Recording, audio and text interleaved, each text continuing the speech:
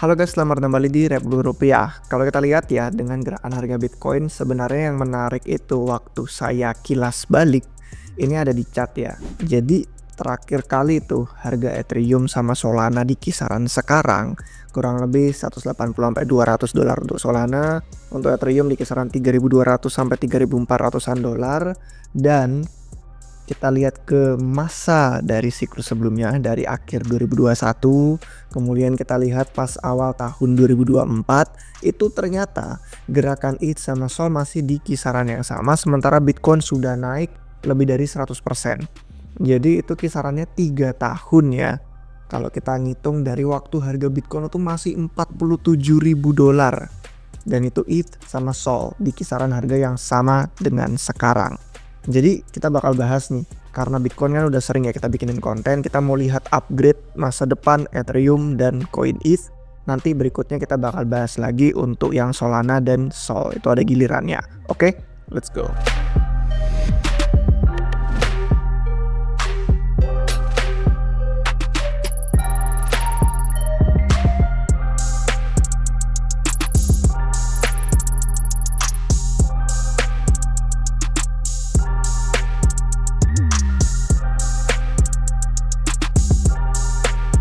Oke guys, jadi kita masuk ke Ethereum. Nah sebelumnya The Merge sama Beacon Chain itu sempat jadi tujuan utama Ethereum, fokusnya. Kalau dalam bahasa Inggris istilahnya North Star.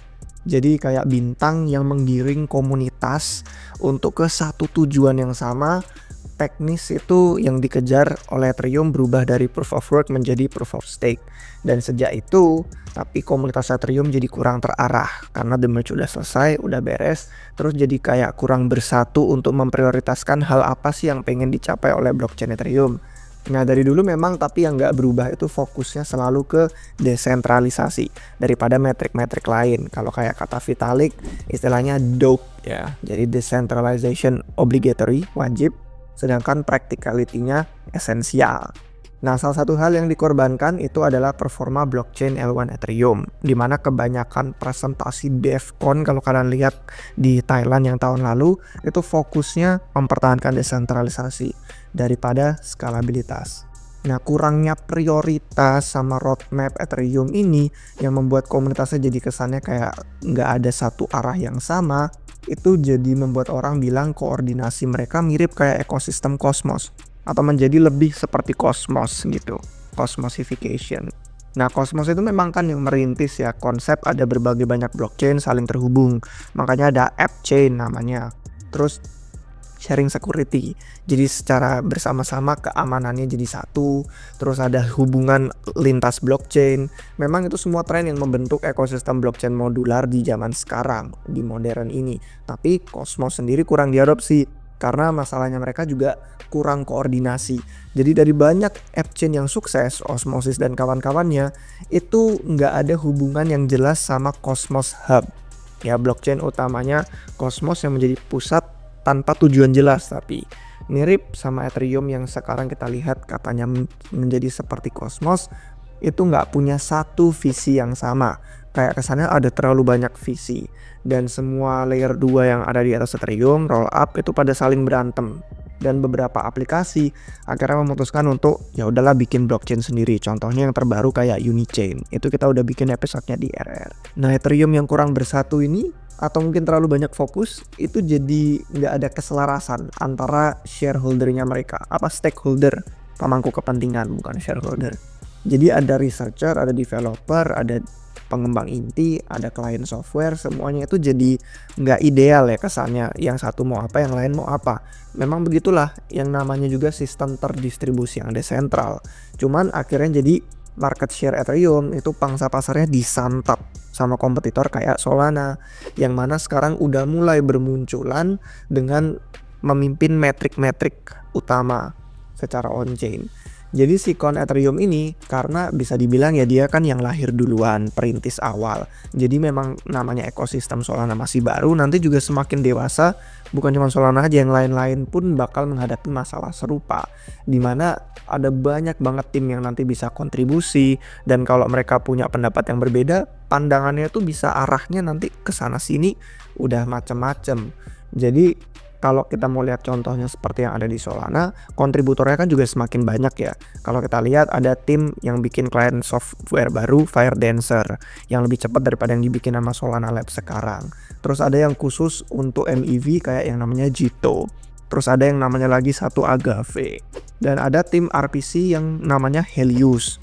Terus ada tim sektor ZK. Kayak contohnya yang di ZK ini aja banyak banget tuh tim-timnya yang fokus sama kriptografi zero knowledge. Terus bahkan Anza itu juga memisahkan diri dari Solana Labs menjadi sebuah tim sendiri. Yang kemarin ada habis developer Ethereum itu pindah ke Solana, kerjanya juga di Anza. Jadi walaupun di dalam Ethereum Foundation itu kita ngelihat ya ada perpecahan roadmap yang berbeda-beda kayak saling bertentangan. Tapi Vitalik tuh nganggapnya katanya enggak kok, produk yang dibangun sama Ethereum Foundation itu tidak saling mengganggu satu sama lain. Itu waktu kemarin dia sempat komentar di Twitter. Padahal realitanya entah bener atau enggak, memang beberapa proposal tuh saling bertentangan. Contohnya kayak ada proposal teknis sih, nggak perlu kita bahas deep dive, tapi namanya Enshrine PBS. Jadi itu memisahkan proposal builder, namanya proposal builder separation, itu ketergantungan sama relay. Itu aja yang perlu kalian tahu. Nah, proposal yang lain itu namanya pre-confirmation untuk roll up biar bisa konfirmasi waktunya lebih cepat, nggak usah nunggu di Ethereum 13 menit. Itu butuh relay. Jadi satu proposal menyingkirkan relay, satu proposal butuh relay. Jadi kayak dua proposal di dalam forum itu kan jadi saling bertentangan ya. Kenapa kita ngelakuin yang satu ini kalau ternyata relay itu yang di sini dibutuhin, yang di sana enggak. Jadi memang sih yang namanya perdebatan tuh kita bisa lihat lebih lanjut nanti kalau kita bahas tentang layer 2 sama layer 1 ini. Kalau kita di skalabilitas L1 itu ada tambahan limit gas. Jadi limit gas itu kalau kalian mau bisa bilang kayak jumlah komputasi, ya bisa anggap aja lah sederhananya itu transaksi. Kapasitasnya berapa banyak yang bisa dimasukin ke satu blok Ethereum. Sekarang itu 30 juta gas. Nah, validator Ethereum bisa ngubah limit gasnya kalau lebih dari 50% atau mayoritas itu pada sepakat. Per Januari 2025 ini kita lihat sekarang ada 26% yang sepakat pengen nambah limit gas blok Ethereum. Kalau terjadi beneran, ini pertama kalinya sejak The Merge. Karena sebelum The Merge, waktu dulu operasi Ethereum masih proof of work, itu para miners udah pernah menambah limit gas blok Ethereum sebanyak 6 kali. Ya kalian bisa lihat pokoknya yang langsung naik itu waktu penambahan limit gas. Nah, menambah limit gas itu misalkan nambah 100% ya, artinya kemampuan Ethereum bisa proses 2 kali lipat. Ya kan, nambah 100%. Jadi nambah 2 kali lipat lebih banyak transaksi setiap hari. Artinya mengurangi kepadatan jaringan kalau yang pakai jumlahnya sama dengan yang sekarang ya. Dan menurunkan biaya transaksi bisa lebih murah. Kecuali justru semakin ramai karena kapasitasnya justru semakin banyak, makin orang-orang tertarik untuk ke L1 mainnet Ethereum lagi. Nah, tapi topik limit gas ini memang udah diperdebatkan di komunitas Ethereum lama banget.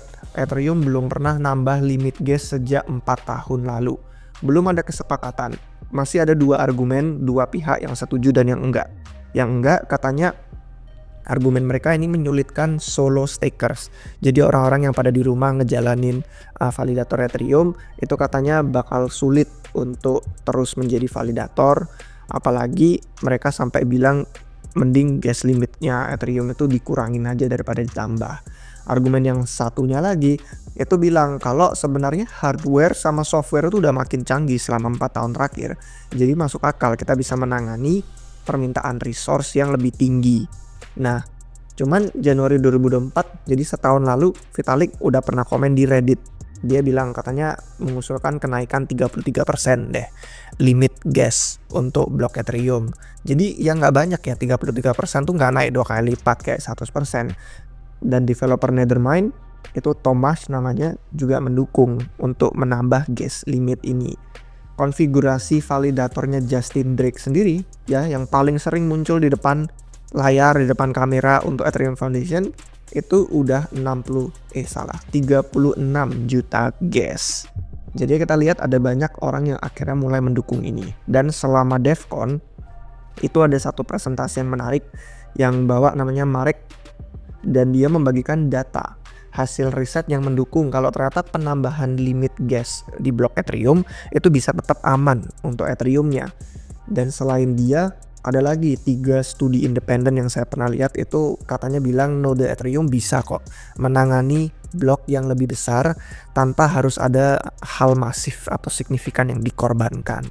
Jadi belakangan udah menjadi topik panas lagi di Twitter, tapi dorongannya udah dari yang tadinya 30 juta gas menjadi 60 juta gas. Kalau sekarang sih tampaknya sentimen umum itu udah pada sepakat kalau Ethereum perlu menambah limit gas bloknya mereka. Contohnya kayak Denkrat aja yang dari Ethereum Foundation sebelumnya itu diem-diem baik, dia silent reader, sekarang akhirnya aktif banget nge-tweet dan bener-bener fokus untuk meningkatkan biar L1 Ethereum itu blockchainnya lebih baik. Nah, inisiatif yang udah dibikin sama komunitas ada yang dibikin Mariano ini kalau di Twitter Next School, sama yang dibikin nama Eric. Mereka berdua meluncurkan website untuk edukasi gimana caranya mendukung penambahan gas limit di Ethereum. Kalau ada yang pengen lihat langsung aja website namanya pumpthegas.org. Nah, sebagai kumpulan validator yang terbesar juga si Lido ya, itu kan market share-nya dia 26%. Itu komunitas Lido pada aktif nih, partisipasi di forum Lido, diskusi tentang penambahan limit gas blok Ethereum. Suara dukungan lain juga ada, menambah limit setidaknya ke 40 juta gas, itu didapetin dari Consensus, dari Everstake, sama dari nama-nama lainnya. Nah, selain menambah limit gas, itu ada juga single slot finality. Artinya dalam satu slot, semua transaksi yang masuk itu langsung final. Nggak bisa diganggu-gugat, nggak bisa dimanipulasi. Dan minta Ethereum biar punya waktu blok yang lebih singkat. Jadi kayak dalam berapa detik, itu semua transaksi bisa masuk ke satu blok sebelum ganti ke blok yang berikutnya. Nah, skalabilitas layer 1 Ethereum memang nggak harus sempurna. Orang-orang pada komentar kok bilang setidaknya performa layer 1 yang lebih baik itu juga membuat Ethereum lebih cocok untuk jadi rumah rollups atau layer 2 yang semakin banyak. Jadi nggak harus kok bener-bener sampai kayak Solana, luar biasa, performanya tinggi banget. Dan udah ada beberapa layer 2 yang di atas Ethereum, contohnya kayak Eclipse yang pakai mesin virtual Solana itu SVM. Ini juga bilang L2 butuh lapisan dasar yang waktu bloknya itu lebih singkat dan punya single slot finality. Jadi kalau misalkan mereka mau kirim transaksi ke layer 1 itu langsung final, langsung cepet, nggak perlu nunggu waktu lama. Akhirnya hubungan antar layer 2 dan rollup yang berbeda itu bisa lebih enak, efisien, jadi berguna. Nah, kalau bentuknya base rollup, contohnya kayak Taiko, itu juga kepake waktu blok singkat sama single slot finality biar mereka bisa susun transaksinya lebih efisien, karena kan mereka pakai validatornya Ethereum ya sebagai base rollup. Jadi untuk base sequencing bagus juga. Intinya single slot finality sama waktu blok yang singkat itu memungkinkan koordinasi lebih efektif antara layer 2 ya rollup yang ada di atas Ethereum, dan itu buktinya udah mulai kelihatan karena banyak protokol sekarang udah menerapkan fiturnya sendiri. Dari contohnya kayak Celestia. Terus ada juga nama Egg Layer dari Polygon dulu pecahan timnya. Terus Espresso, dan kompetisi makin sengit antara jaringan yang pada pengen bikin standar layer 2 nya mereka sendiri-sendiri. Kayak kalau di Optimism tuh kan ada yang namanya Super Chain, mereka pengen bikin token ERC20 nya sendiri di sana. Nah, sekarang hubungan layer 2 terbatas karena belum ada lapisan koordinasi yang efisien, dan rollup itu harus nunggu 2 epoch Ethereum. Epoch Ethereum itu kalau 2 kurang lebih 13 menit. Jadi kan nunggu lama banget ya untuk transaksi yang masuk ke dalam blok itu bisa final. Masih ada celah untuk diganggu gugat, untuk dimanipulasi dan segala macam. Kurang praktis untuk layer 2 yang harusnya cepat dan murah. Mekanisme konsensus yang cepat dan waktu blok yang lebih singkat itu jadi dibutuhkan. Nah, berikutnya untuk nilai inti dari Ethereum itu kan selalu pengen desentral dan tahan sensor secara global gitu ya, siapapun bisa masukin transaksi. Jadi akan lebih baik dengan keterlibatan banyak pihak yang bikin blok. Biar kalau misalkan nih ada satu builder yang bikin blok, kebetulan dia perusahaan yang ada di Amerika Serikat. Kalau pas regulator menyerang dia, bilang katanya nggak boleh transaksi orang-orang ini karena dia ilegal, kena sanksi segala macam, kan jadi blockchain Ethereum nggak tahan sensor. Hanya orang-orang tertentu aja yang boleh melakukan transaksi. Nah, makanya ada pengenalan yang namanya kebijakan konsensus baru. Itu pertama istilah singkatnya tuh fossil. Terus yang berikutnya ada yang namanya buildernet. Nah kalau dengan yang Fossil tadi itu intinya pokoknya waktu pertama kali ada kumpulan daftar transaksi itu mau dimasukkan ke dalam blok, ada 16 validator di setiap slot. Jadi mereka memastikan kalau dari sejak awal mau bikin blok itu transaksi-transaksi nggak ada yang kena diskriminasi ya. Jadi kalau misalkan nanti builder mau modifikasi, ya mereka boleh lah mau disusun ulang transaksinya atau mau dimasukin yang lebih dulu yang mana untuk front run, yang back run duluan yang mana. Tapi secara umum mereka nggak bisa nyingkirin transaksi untuk nggak masuk atau di-include gitu. Fossil ini menjamin proses blok yang sehat dan desentral, dimulai dari sejak awal.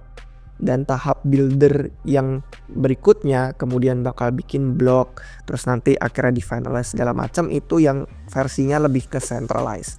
Karena kalau kita ngelihat sekarang cuman ada dua nama utama yang membangun kurang lebih 90% blok Ethereum tuh cuman dua builder yang bikin blok Ethereum dan ada 3 relay.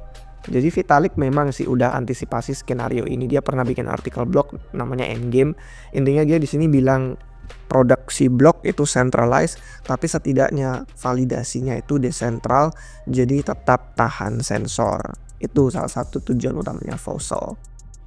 Nah, selain ini ada sih yang kita udah pernah bikin video sebelumnya, Beam Chain. Kalian bisa cari dengan keyword Beam Chain. Ini kita ngomongin di situ tentang solusi masa depan Ethereum, istilahnya 3.0 ya memesnya.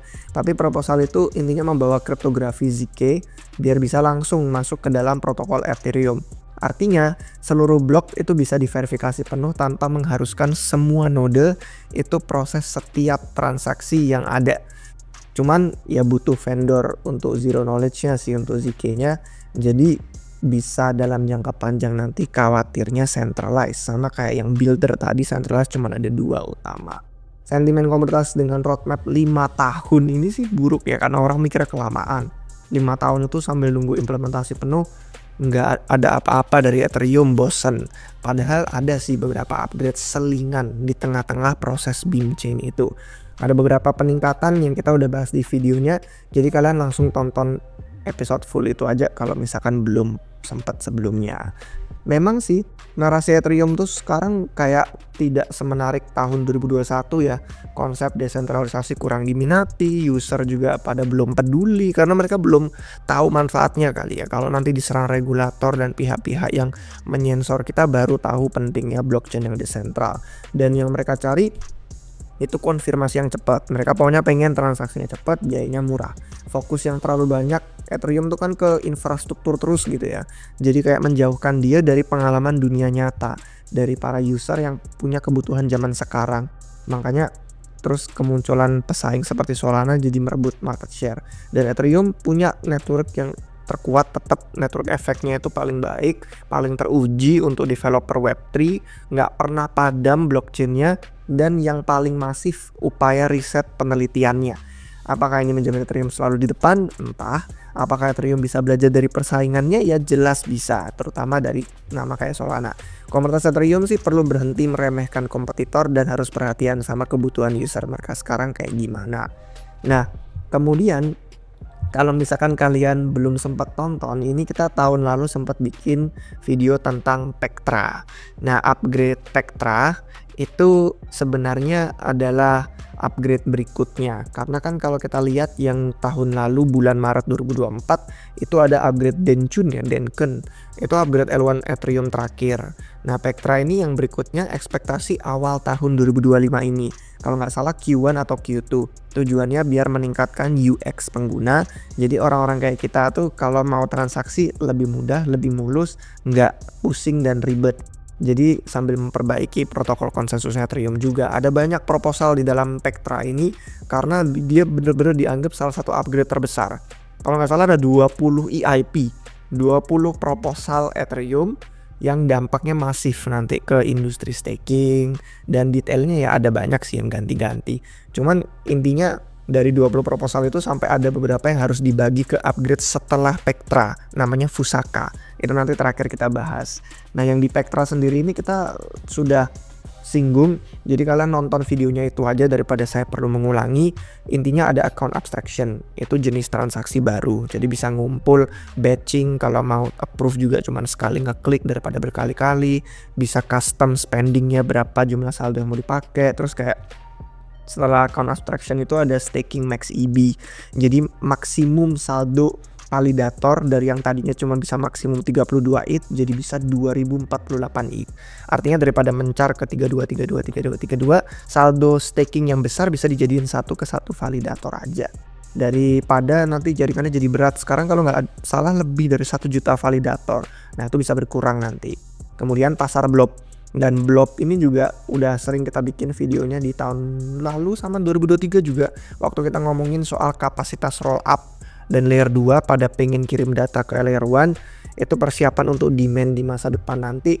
Makanya mereka juga masukin upgrade-nya ke Pectra. Nah intinya L1 Ethereum diperbaiki, artinya layer 2 dan rollup di atas Ethereum juga bisa membaik dong. Pertanyaannya, aplikasi apa aja yang tetap stay di layer 1 dan aplikasi mana yang migrasi ke layer 2? Itu pertanyaan yang ditanyakan Vitalik Buterin juga. Dan jawabannya sih belum ada yang tahu. Ada yang beberapa klaim katanya Ethereum harus maksimalin semua aplikasi di layer 1 dulu. Nanti kalau ada kelebihan yang tidak mampu baru dikasih ke layer 2. Tapi yang lain juga orang-orang berpikir, well, nggak ada masa depan sebenarnya untuk L1 gitu kan. Kayak Justin Drake bilang L1 itu bener-bener cuman buat lapisan settlement aja, buat semua transaksi dikumpulin, diselesain. Pada akhirnya jawaban ada di tangan user menurut saya. Siapapun yang pakai blockchain Ethereum nanti itu yang bakal menentukan. Karena sejauh ini migrasi aplikasi dari L1 ke L2 juga belum terjadi penuh kan. Masih banyak aplikasi besar yang tetap stay di L1 Ethereum. Kayak Ethena, Eigenlayer, Morpho, itu semua tetap percaya L1 Ethereum lapisan yang dominan, network efeknya terbaik, likuiditasnya terbaik. Jadi ekosistem rollup nanti kalau di masa depan memang bakal diadopsi dan banyak aplikasi migrasi ke sana atau muncul aplikasi unik yang nggak ada di L1, bisa membuka jalan Ethereum untuk mendukung aktivitas on-chain-nya nanti 100 kali lipat lebih banyak atau mungkin 1000 kali lipat lebih banyak daripada yang ada di L1 Ethereum. Cuman harus mempertimbangkan aja secara jangka panjang keseimbangannya gimana pendapatan L2 sama nilai yang bisa dihasilkan sama koin ETH-nya itu sendiri. Makanya kan value accrual ETH sejauh ini sangat underperform dibandingin sama Bitcoin dan Solana. Dan memang bentuknya L2 sekarang juga masih sangat centralized. Cuman satu sequencer, kontras sama Ethereum yang bener-bener banyak validatornya, desentral, dan sayang L2 masih belum menjadikan desentralisasi ini prioritas mereka. Makanya Vitalik udah mulai serius. Dia bilang, pokoknya mulai tahun 2025 saya nggak bakal nyebut nama layer 2 yang belum stage 1 ke atas. Kecuali ada beberapa nama yang menarik dan dia percaya bakal menuju ke sana. Dan dia bilang, nggak peduli mau saya investor, mau kita temen, stage 1 or bust. Itu kata dia. Jadi per Januari 2025 kalau kita ngeliat di L2Bit memang cuman ada 2 rollup yang di stage 1, Arbitrum 1 sama OP Mainnet. Terus ada juga sih yang stage 2 di atasnya. Tapi selain itu masih stage 0. Nah kalau misalkan pengen nonton lebih lanjut lagi, langsung aja kalian ke narasi 2025 tentang blockchain layer 2. Itu semua ekosistem rollup udah kita bahas di video itu. Nah terakhir adalah Fusaka. Jadi setelah upgrade Pectra ada upgrade Fusaka, singkatan dari Fulu Osaka. Itu bakal memperkenalkan satu upgrade besar namanya Verkle Tree. Dan ini transisi besar karena mengubah cara status jaringan Ethereum dikelola. Status jaringan tuh kayak database lah anggapannya. Saat ini Ethereum pakai databasenya Merkle Tree. Dan itu nyimpen status jaringan jadi kayak saldo akun kita, kontrak, data penyimpanan. Itu semua makin gede. Jadi semakin berjalannya waktu semakin besar yang harus dikelola, dan node Ethereum akhirnya harus nyimpan semua itu kalau pengen validasi jaringan penuh. Artinya butuh banyak resource dan itu makin meningkat pesat. Verkle Tree ini versi lebih canggihnya dari Merkle Tree karena dia lebih kecil, lebih ringan bisa dibilang.